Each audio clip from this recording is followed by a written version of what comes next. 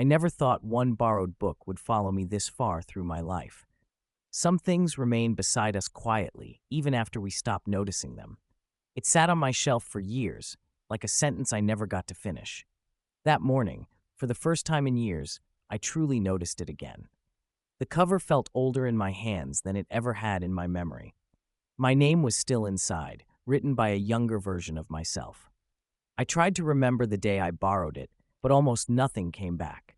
Memory returns slowly sometimes, like dust turning in a shaft of light. I decided without delay that today would be the day I returned it. The city outside looked mostly the same, but I no longer felt the same. Some journeys are only a few miles long, yet take years to begin. I kept touching the bag just to make sure the book was still there. I wondered whether they would charge me after all these missing years, or maybe they would only offer one quiet look and understand enough. The streets felt strangely familiar, as if they had remembered me first, as if the road knew my footsteps better than I knew myself now. I walked more slowly than usual, without quite deciding to do so. It felt as if I carried something heavier than paper inside that bag. The library stood exactly where I had left it all those years ago. Time had touched the building gently, but had not taken it away. The same steps waited outside, worn smooth by years of other feet. The same doors stood ahead of me, plain and quietly dependable. Even the silence around the entrance felt almost exactly the same. I stopped there briefly, just before reaching for the handle. It is strange how returning something can feel harder than taking it. The door opened with the same soft sound I half remembered. Inside was that quiet library smell made from paper, dust, and time. For a moment, I felt like a student again, younger and unformed. Like I should still be thinking about exams instead of unfinished years. But life had handed me very different tests since those days ended. The shelves still looked endless, patient, and full of waiting voices. So many stories remained there, resting without complaint or urgency. I wondered how many people never came back for what they borrowed, how many books stayed gone, unnoticed, in corners of other lives. I walked slowly toward the counter, careful with every small step. Each step felt like admitting to a mistake I had carried too long. The librarian looked up when I reached the front of the desk. She did not look angry, and she did not look surprised either. Her face held only calm, as if lateness had many quiet forms, like she had seen stranger returns than mine and judged none of them. I placed the book on the counter with more care than it needed. It felt like returning something fragile, though it was only paper. She opened it and checked the old card still resting inside. Her eyes paused briefly when she noticed the date written there. 18 years sat between that date and the moment before us now. It was almost half a lifetime hidden inside one small borrowed book.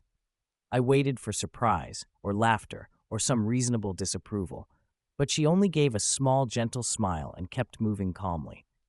It happens, her expression seemed to say, more than people admit. Some kindness arrives without words and asks for nothing in return. She processed the return quietly, with one simple movement and sound. That little sound felt final in a way I did not expect.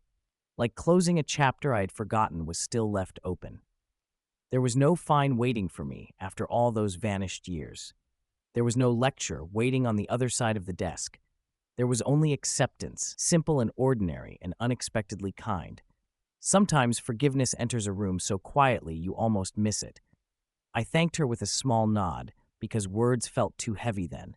Some moments do not need explanation to be fully understood. She placed the book on the return cart with the others there. At once it looked like just another library book among many. It was no longer mine to carry, explain, protect, or delay. I watched it there for one small second and nothing more. Then I let it go fully, without trying to call it back. Walking out of the library, my body felt lighter than before, as if I had finally set down something invisible but very real. The sky outside seemed brighter, though maybe it had not changed. Maybe I was only looking upward again after looking down too long. Life rarely gives us dramatic endings for the things that matter most.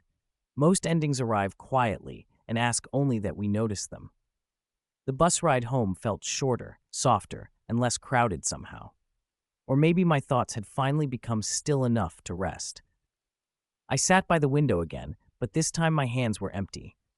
It is strange how emptiness can sometimes feel peaceful instead of sad. Back at home, the room felt only slightly different than before. Nothing in it had really changed in any visible, obvious way.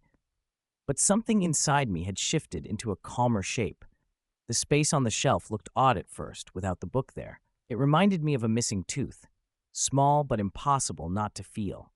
I wiped away the dust mark the book had left behind over years. No outline needed to remain there once the thing itself was gone. What stayed after cleaning was not loss, only a small open space. Sometimes space itself is necessary before anything can breathe again. I sat quietly for a long time and let the room settle.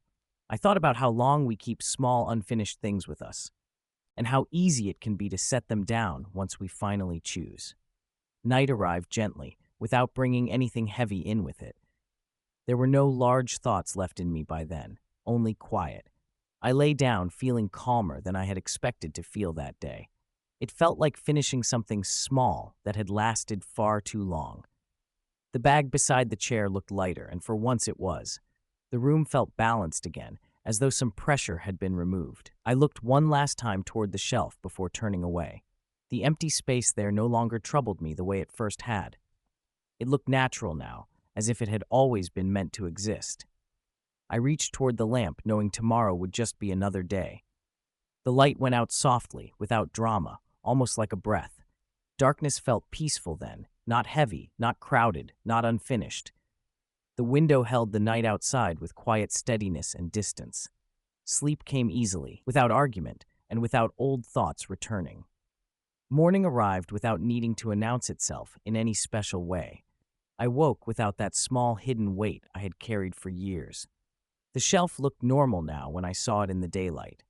Nothing in that room felt missing to me anymore, not even that gap. Nothing needed replacing just because it had once been occupied. Some things are meant to pass through our lives, not remain there. Not everything we hold is supposed to stay in our hands forever. The room felt like it could breathe more freely after that return. And standing there in morning light, I realized that I could too. I opened the curtain wider and let the daylight enter fully. Light always finds a way in once we stop standing in its path. Life continues through small acts more often than through grand ones. One small task had ended, and that was enough for the morning.